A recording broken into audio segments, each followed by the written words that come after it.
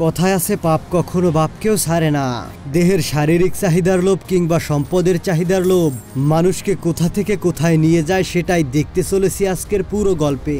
Siren নামের এই স্বর্ণে মোড়ানো দেহের মেয়েটির প্রেমে পড়ে যায় জিবারু নামের এক বয়রা ছেলে, যাদের ভালোবাসা মোটেও খাঁটি ছিল না, শুধুই ছিল রক্তারক্তি, স্বার্থের ছোঁয়া এবং একে অপরকে ধ্বংস করে দেওয়া। গল্পটা অ্যানিমেশন মুভি হলেও তোমাদেরকে অন্যরকম একটা ফিল এনে দেবে, তাই তোমাদের সবাইকে অনুরোধ করব গল্পটা শেষ পর্যন্ত দেখার। বলছিলাম বেস্ট অ্যানিমেটেড সিনেমা জিবারুর কথা। তো বন্ধুরা, আর বেশি স্পয়লার না দিয়ে চলো সরাসরি গল্পে ঢুকে পড়া যাক। তো গল্পের শুরুতে আমরা দেখতে পারি একটি পুরনো সোলজার বাহিনীকে। একটি জঙ্গলের মধ্য দিয়ে তারা কোথাও যেন যাচ্ছে। তাদেরকে দেখে মনে হয় তারা ইচ্ছে করে মানুষের দেশে দেশে হামলা করে, আর সেখান থেকে তাদেরকে লুটপাট করার পর আবারও তাদের দেশে ফিরে আসে। আর এখানে আমরা দেখতে পারি তাদের লিডারের নাম হচ্ছে জিবারু, আর তারা এখন সিদ্ধান্ত নেয় তারা জঙ্গলের মাঝখানে কিছুক্ষণ বিরতি নিবে। আর এজন্য জিবারু তার ঘোড়াটিকে গাছের সঙ্গে বেঁধে ফেলে এবং সেখানে থাকা একটা ঝিলের পাশে পানি খাওয়ার জন্য চলে আসে। তো যখন জিবারু তার মুখটা ধোয়ার জন্য ট্রাই করে, তখন সে দেখতে পারে পানির মধ্যে আসলে একটা স্বর্ণের টুকরা। আর এটা দেখার পর সে একটু অবাক হয়ে যায়।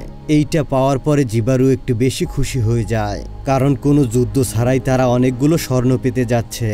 তবে জিবারু এটা একেবারেই জানতো না যে পানির নিচ থেকে লুকিয়ে লুকিয়ে কেউ তাকে দেখছে। যদিও জিবারুর কাছে মনে হয় তাকে কেউ ফলো করছে, মানে সে একটু ব্যাপারটা বুঝতে পারে। তবে যখন সে পেছনের দিকে তাকায়, তখন সে দেখতে পারে তার পিছনে আসলে কেউ নেই। তো এগুলো দেখার পর সে একটু ভয় পেয়ে যায়, এজন্য সে এখান থেকে একটু জলদি করে যাওয়া শুরু করে। তবে তখনই পানির নিচ থেকে একটি স্বর্ণের মেয়ে উঠে আসে। আসলে এই মেয়েটার নাম হচ্ছে সাইরেন। আর পানির নিচ থেকে উঠে আসার পর সাইরেন অদ্ভুতভাবে ডান্স করতে শুরু করে। আর কিছুক্ষণ ডান্স করার পর সে খুব জোরে চিৎকার করতে শুরু করে। যখন তার চিৎকারটা সবার কানে গিয়ে পৌঁছায়, তখন আমরা দেখতে পারি তারা খুব যন্ত্রণা ফিল করছে। আসলে এটা হচ্ছে সাইরেনের একটা ম্যাজিক্যাল আওয়াজ, আর এই আওয়াজটা যেই শুনতে পারে সেই তার দিকে আকৃষ্ট হতে শুরু করে। আর যখনই তাকে পাওয়ার ইচ্ছায় তার কাছে যাওয়ার চেষ্টা করে, তখনই সে সেখানেই মারা যায়। আর আমরা এখানে তেমনটাই দেখতে পারি। সকল যোদ্ধারা যখন তাকে পাওয়ার আশায় সামনের দিকে আগাচ্ছিল, তখন একে অন্যের তলোয়ারের সাহায্যে এখানে অনেকেরই মৃত্যু হয়ে যায়। আর তারপরে যারা জীবিত থাকে তারা পানির মধ্যে ডুবেই মারা যায়। আর এমনটা করে সমস্ত যোদ্ধারা সেখানেই মারা যায়।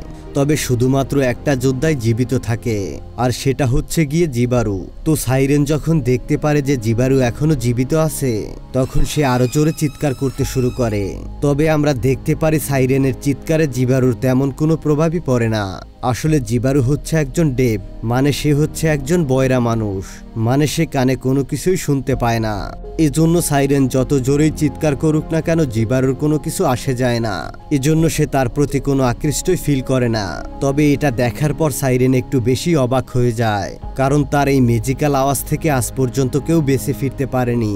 তবে যেহেতু তার আওয়াজ থেকে জিবারু বেঁচে গিয়েছে, তার মানে সে এটা বুঝতে পারে হয়তোবা তার ম্যাজিক্যাল আওয়াজ জিবারুর উপর কোনো কাজ করবে না। এজন্য সে আবারও পানির নিচে চলে যায়। তবে আমরা এটা দেখতে পারি যে জিবারু অনেক বেশি ভয় পেয়ে গেছে, কারণ তার সমস্ত সঙ্গী সাথীরা মারা গিয়েছে। আর তখনই সাইরেন পানির মধ্য থেকে তার মাথা উপরের দিকে তোলে, আর সে জিবারুকে দেখতে শুরু করে, কারণ সে জিবারুর উপর আকৃষ্ট হয়ে গিয়েছিল। আর সে মনে মনে ভাবতে থাকে জিবারুর মধ্যে স্পেশাল কোনো পাওয়ার আছে, যেটার কারণে তার জাদু জিবারুর উপর কাজ করছে না।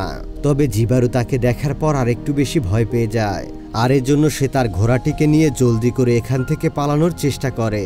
আর যখনই সে তাড়াহুড়া করে সেখান থেকে পালিয়ে যাচ্ছিল, তখন সে একটি গাছের সঙ্গে ধাক্কা খেয়ে বেহুশ হয়ে যায়। আর একটু পরেই যখন তার জ্ঞান ফিরে আসে, তখন সে দেখতে পারে তার ঘোড়াটা এখানে নেই। তো এজন্য সে বাধ্য হয়ে পায়ে হেঁটে পালিয়ে যাওয়ার চেষ্টা করে। তবে হাঁটতে হাঁটতে একটা সময় গিয়ে সে বেশি ক্লান্ত হয়ে পড়ে, আর এজন্য সে নদীর পাড়ে একটু বিশ্রাম করার জন্য চলে আসে। এরপর রাতের বেলা যখন জিবারু ঘুমাচ্ছিল, তখন সাইরেন তার কাছে চলে আসে। আসলে সাইরেন তাকে একান্ত কাছে পেতে চায়, সেজন্য সে তাকে বাজেভাবে স্পর্শ করে এবং তার আশেপাশে ডান্স করে। তবে জিবারু ছিল একজন বয়রা মানুষ, সেজন্য সে বুঝতে পারে না তার আশেপাশে সাইরেন রয়েছে। আর একটু পরেই আমরা দেখতে পারি সাইরেন তাকে জড়িয়ে ধরে শুয়ে আছে। এরপর সকালবেলা যখন জিবারুর চোখ খুলে, তখন সে দেখতে পারে সাইরেন তাকে জড়িয়ে ধরে শুয়ে আছে। আর এটা দেখার পর সে একেবারে মুগ্ধ হয়ে যায়। আর সে মুগ্ধতা নিয়ে তাকিয়ে থাকে সাইরেনের দিকে, কারণ সাইরেনের পুরো শরীরটা স্বর্ণ দিয়ে ভরানো ছিল। আর তার চারপাশে হীরা মাণিক্য এমন সবকিছুই আছে যেগুলো পৃথিবীর মধ্যে সবথেকে দামি জিনিস। এগুলো দেখার পরে সে একটু চমকে যায়, কারণ এগুলোই তো তার দরকার। তবে তখনই সাইরেনের ঘুমটা ভেঙে যায় আর সে দেখতে পারে তার সামনে জিবারু। এজন্য সে জলদি করে পালানোর চেষ্টা করে। তবে জিবারু যখন তাকে আটকানোর ট্রাই করে তখন তার শরীরে স্পর্শ করার কারণে তার হাতটা কেটে যায়, কারণ সাইরেনের বডির পার্টটা সম্পূর্ণ স্বর্ণ দিয়ে বানানো আর এগুলো ছিল তীক্ষ্ণ ধারালো স্বর্ণ। যদিও জিবারু এটা বুঝতে পেরে গিয়েছিল যে তারা হচ্ছে দুইজন দুই দেশের বাসিন্দা, তাদের মধ্যে কোনো সম্পর্কই হবে না। আর যখন তাকে সে আটকানোর চেষ্টা করছিল তখন তার হাত দিয়ে রক্ত বেরোচ্ছিল, যার মানে এই ব্যাপারটা তাদেরকে একটা জিনিস ইন্ডিকেট করে যে তাদের এই সম্পর্কের মধ্যে শুধু রক্তারক্তি আর খুনোখুনি ছাড়া আর কিছুই নেই। মানে এই সম্পর্ক কারোর জন্য ভালো কিছুই বয়ে আনবে না, এটা শুধু একটা খারাপ সম্পর্কেরই ইঙ্গিত করে। তবে এত কিছু বোঝার পরেও জিবারু থেমে যায় না, কারণ তাকে স্বর্ণের লোভে পেয়েছে। তার চোখে মুখে এখন স্বর্ণের লোভ দাউ দাউ করে জ্বলছে।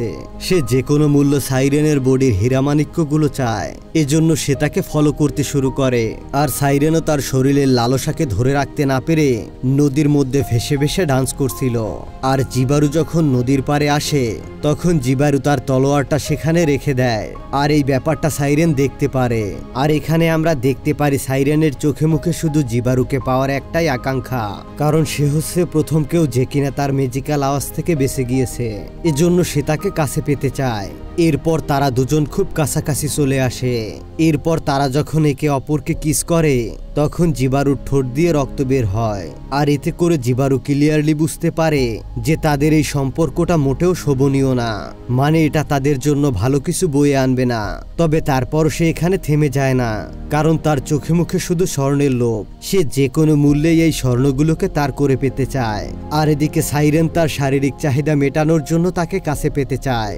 এজন্যই আমরা দেখতে পারি তারা দুজনে আসলে কাছে এসেছে এই কারণ তাদের দুজনের মধ্যেই একটা লোভ রয়েছে, যেখানে জিবারু চায় স্বর্ণগুলো আর সাইরেন চায় তাকে কাছে পেতে, কারণ সে হচ্ছে একমাত্র কেউ যে তাকে প্রথম কিনা ঘায়েল করে দিয়েছে।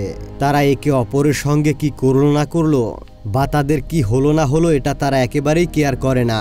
আর যখন তারা আরো বেশি কাছাকাছি চলে আসে তখন জিবারু তার মাথা দিয়ে হেড করে সাইরেনকে বেহুশ করে ফেলে। আর এরপর তার শরীরের মধ্যে যতগুলো স্বর্ণ এবং হীরামাণিক্য আছে সেগুলো সে বের করার চেষ্টা করে। এমনকি সে তার স্কিনটাও ছিঁড়ে ফেলে, যেটা কিনা স্বর্ণ দিয়েও বানানো হয়েছিল। যদিও এমনটা করার সময় সাইরেন অনেক বেশি আহত হয়, তবে জিবারুর এতে কিছু আসে যায় না। যে সাইরেন বাঁচলো কিনা মরলো তাতে তার কি, কারণ তার দরকার ছিল স্বর্ণগুলো।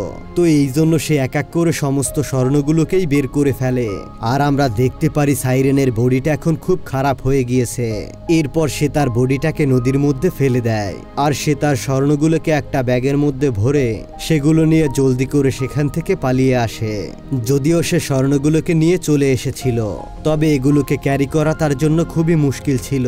তবে তার মনের মধ্যে যে লোভটা আছে সেটা তাকে বারবার বলছে এটা তোমাকে নিয়ে যেতেই হবে। যদিও সে এটা খুব ভালো করেই জানতো যে এই স্বর্ণগুলো ছাড়া তার একাই জঙ্গল থেকে বেরিয়ে যাওয়া মুশকিলের কাজ। আর এই স্বর্ণগুলো তার সাথে নিয়ে যাওয়া তো একেবারেই অসম্ভব, কিন্তু তার ভেতরের লোভটা তাকে বারবার পুশ করে। এজন্য সে বাধ্য হয়ে স্বর্ণগুলো নিয়ে সামনের দিকে এগিয়ে যায়। আর এদিকে আমরা দেখতে পারি সাইরেনের বডিটা নদীর মধ্যে ভাসতে ভাসতে তার লেকের মধ্যে চলে আসে। আর এরপর এখান থেকে একটা বিশাল রক্তের বন্যা বেরিয়ে সেটা পুরো নদীর মধ্যে ছড়িয়ে পড়ে। আর এদিকে তখন জিবারু জঙ্গলের ভিতরে হাঁটতে হাঁটতে অনেক ক্লান্ত হয়ে যায়। তখন সে নদীর পাড়ে পানি পান করার জন্য চলে আসে। আর সে ভুল করে সেই পানিগুলোকে খেয়ে ফেলে যেগুলোর মধ্যে সাইরেনের ম্যাজিক্যাল রক্ত মেশানো ছিল। আর যখনই সেই রক্তটা তার পেটের মধ্যে চলে যায় তখনই জিবারু সেখানে বেহুশ হয়ে যায়। আর একটু পরেই যখন তার জ্ঞান ফিরে আসে তখন সে শুনতে পারে তার কানের শব্দ ফিরে এসেছে, মানে এখন সে সবকিছুই শুনতে পারছে। আর এই প্রথমবার সে সাইরেনের সেই ভয়ানক আওয়াজ শুনতে পারে। তখন সে পাগলের মতো আচরণ করতে শুরু করে।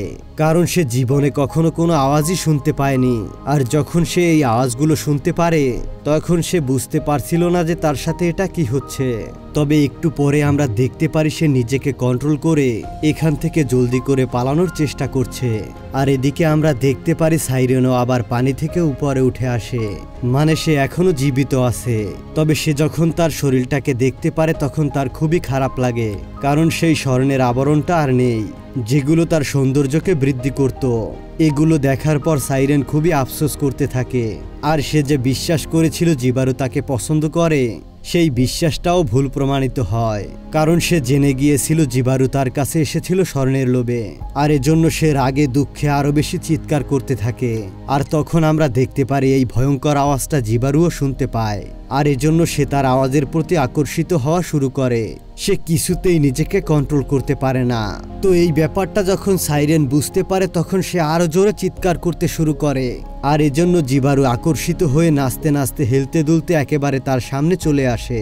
আর জিবারুর সঙ্গে সেটাই ঘটতে থাকে যেটা তার বাকি সঙ্গীদের সাথেও ঘটেছিল, মানে সেও পানিতে ডুবে মারা যায়। আর যখন সে নিচে ডুবে যাচ্ছিল তখন আমরা দেখতে পারি এখানে আরো অনেকগুলো ডেড বডি পড়ে আছে, যার মানে আমরা ক্লিয়ার বুঝতে পারি সাইরেন এর আগে অনেক মানুষকেই মেরে ফেলেছে। আর এখানে সে অনেক বছর ধরেই রয়েছে। তবে এখানে সাইরেনের কাছে তেমন কিছুই অবশিষ্ট ছিল না। তার যে স্বর্ণ ছিল যেটা তার সৌন্দর্যকে বৃদ্ধি করত সেটা এখন আর তার কাছে নেই। তো এই জন্য তার এখন কোনো অহংকারে নেই। আসলে এই পুরো গল্পটা আজকের দুনিয়াকে রিপ্রেজেন্ট করে, কারণ আজকের দুনিয়ায় সবাই সবাইকে ইউজ করতে চায়। আর এই গল্পটাতে আমরা তেমনটাই দেখতে পেয়েছি। আমরা দেখতে পেয়েছি জিবারু সাইরেনের কাছে গিয়েছিল তার স্বর্ণগুলোর আশায়, আর সাইরেন জিবারুর কাছে এসেছিল তার শারীরিক চাহিদা মেটানোর জন্য, যাতে করে সে তার মনোবাসনা পূরণ করতে পারে। এই গল্পের মাধ্যমে আমরা দেখতে পেয়েছি তারা দুজন একে অপরকে ইউজ করার জন্য গিয়েছে, তাদের মধ্যে কোনো ভালোবাসাই ছিল না। আর বর্তমান দুনিয়াতে আমরা এটাই দেখতে পারি যে যার স্বার্থে অন্যকে ইউজ করার জন্য ফুললি রেডি হয়ে থাকে।